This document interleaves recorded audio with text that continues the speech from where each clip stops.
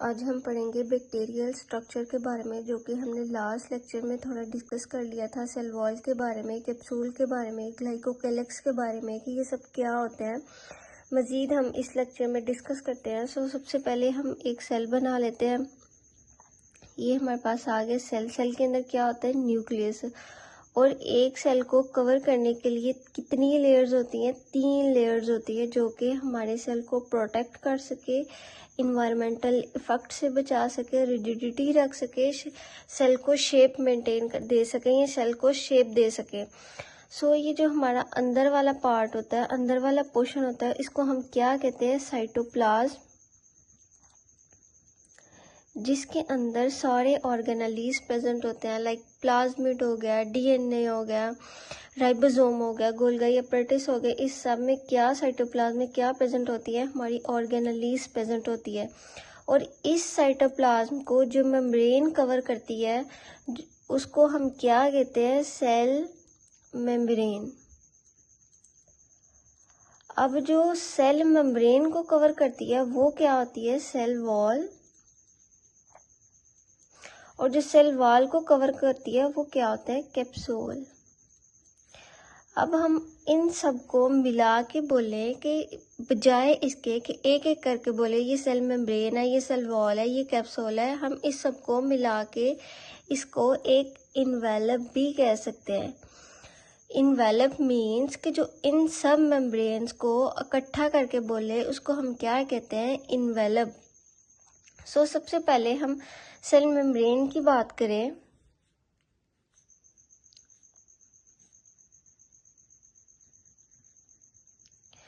अब ये जो सेल मेम्ब्रेन है इसको हम प्लाज्मा मेम्ब्रेन भी कह सकते हैं। अब प्लाज्मा मेम्ब्रेन या फिर सेल मेम्ब्रेन क्या होती है? आउटसाइड द लेयर ऑफ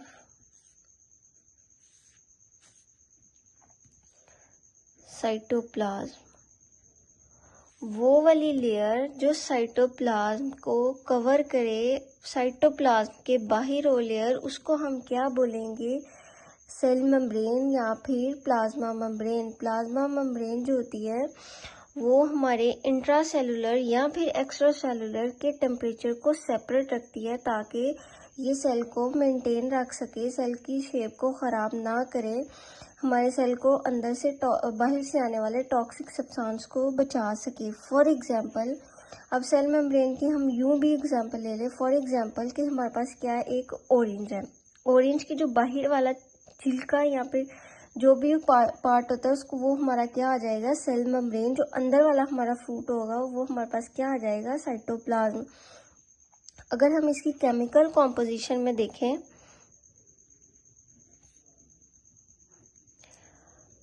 तो इसके अंदर जो है 60% क्या प्रेजेंट होता है?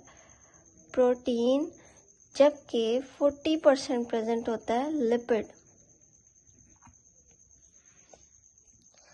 अब हम एक जो पीस है इस सेल मेम्ब्रेन का, इतना छोटा सा पीस, अगर हम इसको अंडर द माइक्रोस्कोप देखें तो ये कुछ इस तरह का स्ट्रक्चर नजर आएगा हमें। ये 3 लेयर्स होंगी, और जो फर्स्ट वाली लेयर होगी वो हमारी किससे मिलकर बनी होगी? लिपिड से। और जो लास्ट वाली लेयर होगी वो भी मिलकर बनी होगी लिपिड से। जबकि ये जो मिड वाला पार्ट होगा ये हमारा किससे मिलकर बना होगा? प्रोटीन से। अब इसको कलेक्टिवली बोला जाए तो इसको हम क्या बोलेंगे? लिपोप्रोटीन। अब ये जो लिपोप्रोटीन होती है ये सैंडविच लाइक क्या होता है? स्ट्रक्चर होता है। ये सैंडविच की तरह बना होता है कि एक ये ऊपर लेयर आ गई, फिर ये मिड में प्रोटीन की लेयर आ गई, फिर उसके बाद किसकी लेयर आ गई? लिपिड की। इसको हम क्या बोलेंगे? Sandwich like structure, and this is called lipoprotein. अब ये जो प्रोटीन होते हैं ये लिपिड के अंदर जो है वो क्या कर रहे होते हैं? फ्रीली मूव कर रहे होते हैं।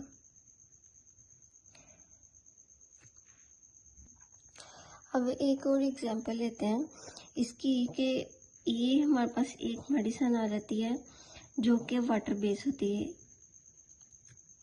ये इसको आप एज अ MCQs के लिए या फिर जनरल नॉलेज के लिए या फिर माइट भी पॉसिबल कि आपको MCQs में ये शॉर्ट क्वेश्चन में पूछ सकते हैं कि एक जो मेडिसिन या ड्रग होती है वो वाटर बेस होती है एंड द अदर वन, दूसरी जो मेडिसिन है वो आपकी होती है लिपिड बेस। अब इन दोनों में से कौन सी मेडिसिन आपकी बॉडी में जाके जल्दी अब्सॉर्ब होगी, वाटर बेस होगी या फिर लिपिड बेस होगी? आप सोच रहे होंगे वाटर बेस होगी। वाटर बेस जो कि आपके माइंड में यही आ रहा होगा कि ये जल्दी से हमारी बॉडी में जाके डिजॉल्व हो जाएगी।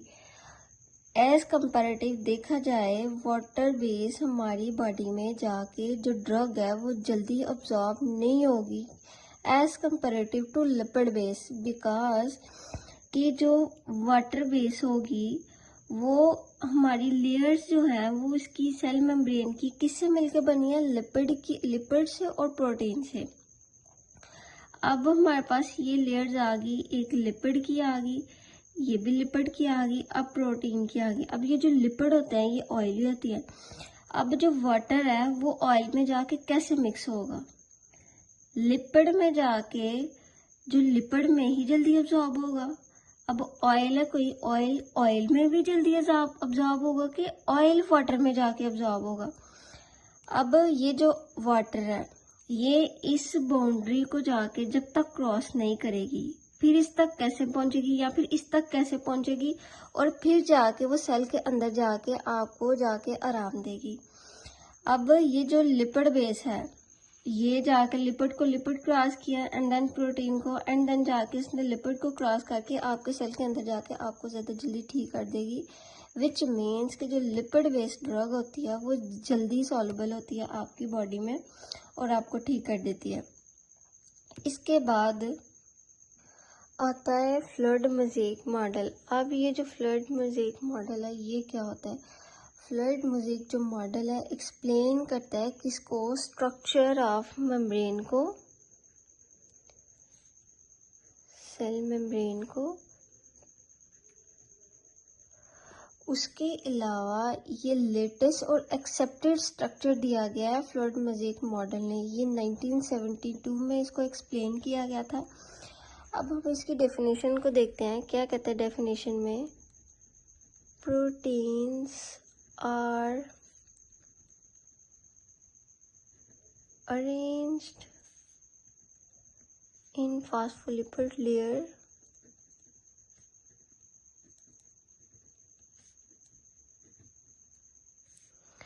as mosaic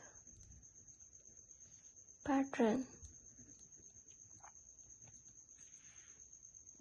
अब कहते हैं कि ये जो फॉस्फोलिपिड्स लेयर होती है ये क्या होता है? ये एक फ्लूइड होता है, ये एक पानी होता है। अब कहता है कि ये जो फॉस्फोलिपिड्स लेयर होती है जस्ट लाइक टू सी, ये जो फ्लूइड होता है इसके अंदर जो प्रोटीन होते हैं वो क्या कर रहे होते हैं? फ्रीली मूव कर रहे होते हैं। Just like to see in iceberg for example. ये हमारे पास क्या आ गया? सी, और इसके अंदर जो प्रोटीन्स होते हैं वो क्या कर रहे होते हैं? फ्रीली मूव कर रहे होते हैं। अब ये क्या होते हैं? फ्लूइड मोज़ेक मॉडल की ये हमने थोड़ी सी डेफिनेशन को एक्सप्लेन किया। अब हम देखते हैं ये जो फॉस्फोलिपिड्स लेयर्स होते हैं ये क्या होते हैं? फॉस्फोलिपिड्स। अब ये जो फॉस्फोलिपिड्स होते हैं ये बेसिक कंपोनेंट है किसका? सेल मेम्ब्रेन का। ये 40% प्रेजेंट होता है फॉस्फोलिपिड्स इन फ्लूइड मोज़ेक मॉडल में। अब ये जो नाम से ही पता चल रहा है कि फॉस्फोलिपिड्स क्या होते हैं। Phospho means phosphate group and lipid mean lipid. अब ये जो फॉस्फेट का ग्रुप और जो लिपिड होते हैं इसकी होती है दो हमारे पास पैरेलल लेयर्स होती हैं फॉस्फोलिपिड्स की। ये इसको हम क्या कहते हैं? Fluid mosaic model. एंड मैंने फ्लूइड मोज़ेक मॉडल को भी थोड़ा सा एक्सप्लेन किया और फॉस्फोलिपिड्स का। अब मैं आपको इसकी कुछ डायग्राम दिखाती हूँ। And this is a diagram of fluid mosaic model. ये जो हमारे पास दो लेयर्स आती है, पैरेलल लेयर्स जो होती है ना, उसको हम क्या कहते हैं, फास्फोलिपिड बाइलेयर। और ये कुछ जो चेन आती है हमारे पास, इसको क्या कहते हैं, ग्लाइकोलिपिड्स। और ये इसको हम क्या बोलेंगे, ग्लाइकोप्रोटीन। अब ये जो हमारे पास आ जाता है थोड़ा सा, इसको हम बोलेंगे कोलेस्ट्रॉल। और ये सब डायग्राम देख लें। इसके बाद हमारे पास कुछ आ जाते हैं लिपिड, सॉल्युबल मॉलिक्यूल्स, जो कि डिज़ोल्व हो जाते हैं फास्फोलिपिड्स लेयर में और पास कर जाते हैं किसको, मेम्ब्रेन को, सेल मेम्ब्रेन को। एंड अदर वन हमारे पास आ जाते हैं एसिड एंड नाइट्रोजीनियस बेसिस, जो कि लिपिड्स को डिज़ोल्व नहीं करती और मूव कर जाती हैं किसके थ्रू, प्रोटीन पाथवे के थ्रू क्या कर जाती है, मूव कर जाती हैं। तो अब हम बात करते हैं किसकी, क्रोमोसोम की। ये हम एक सेल बना लेते हैं। ये अंदर वाला क्या आ रहा है, हमारे पास आ जाता है साइटोप्लाज्म का, जिसके अंदर क्या होते हैं, सारे ऑर्गेनेलीज क्या होते हैं, प्रेजेंट होते हैं। ये हमारे पास आ गया न्यूक्लियस। अब ये जो क्रोमोसोम्स होते हैं, सबसे पहले हम ये देखते हैं कि ये जो ह्यूमंस होते हैं या फिर ये जो मल्टी सेलुलर होते हैं, इनकी अगर बात करें तो इनका न्यूक्लियस क्या होता है, फिक्स होता है। एज कंपैरेटिव देखा जाए, जो बैक्टीरिया होते हैं वो यूनिसेलुलर होते हैं और प्रोकैरियोट होते हैं, इनका जो न्यूक्लियस होता है वो फिक्स नहीं होता। सो इनके भी जो क्रोमोसोम्स है ना, वो फिक्स नहीं होंगे और ना ही इनके अराउंड कोई मेम्ब्रेन होगी। और इनके जो क्रोमोसोम्स है ना, वो फ्रीली मूव कर सकते हैं, कभी इधर कभी उधर फ्लोट कर रहे होते हैं। उसके अलावा इसके अंदर एक प्रेजेंट होता है डीएनए रिंग। ये हम इसको कुछ इस तरह ड्रा कर देते हैं। डीएनए रिंग प्रेजेंट होता है, जो कि क्रोमोसोमल रिंग होता है, वो एक्स्ट्रा क्रोमोसोमल रिंग होता है। इसको हम क्या कहते हैं, प्लाज्मिड। अब ये जो प्लाज्मिड होता है, इसको हम आर फैक्टर भी कह सकते हैं। अब ये आर फैक्टर क्या होता है, ये होता है रेजिस्टेंट फैक्टर। अब रेजिस्टेंट फैक्टर क्या होते हैं, वो होते हैं, अब जाहिर सी बात है, कोई चीज़ अगर आप पे अटैक कर आ रही है तो आपको डिफेंस में कुछ ना कुछ चाहिए होता है। सेम एज इट इज़, जब आप कोई एंटीबायोटिक लेते हो अपने बैक्टीरिया को या किसी भी माइक्रो ऑर्गेनिज्म को किल करने के लिए, तो जाहिर सी बात है, अब बैक्टीरिया ने भी अपने डिफेंस के लिए कुछ ना कुछ तो रखना है, अपनी प्रोटेक्टिव आर्मी तो रखनी है। अब जब आप कोई मेडिसिन लेते हो, एंटीबायोटिक लेते हो, तो जब आपको कोई इफेक्ट नहीं कर रहा होता, तो विच मीन्स कि बैक्टीरिया ने भी रेजिस्टेंट फैक्टर अपने एक्टिवेट किया है, जो कि उसको जिंदा रखने में बैक्टीरिया को हेल्प करती है। उसके बाद आ जाते हैं राइबोसोम्स। अब राइबोसोम्स क्या होते हैं, ये हम इसको ड्रॉ कर लेते हैं ऐसे। राइबोसोम्स होते हैं, ये होती है फैक्ट्री ऑफ प्रोटीन। अब ये जो राइबोसोम्स होते हैं, ये फैक्ट्री ऑफ प्रोटीन होता है कि जब उनकी बॉडी में प्रोटीन ख़त्म हो जाते हैं, तो ये जो प्रोटीन है उनको बना के देती है, ताकि वो उनको यूज़ करके अपनी बॉडी में प्रोटीन यूज़ कर सकें।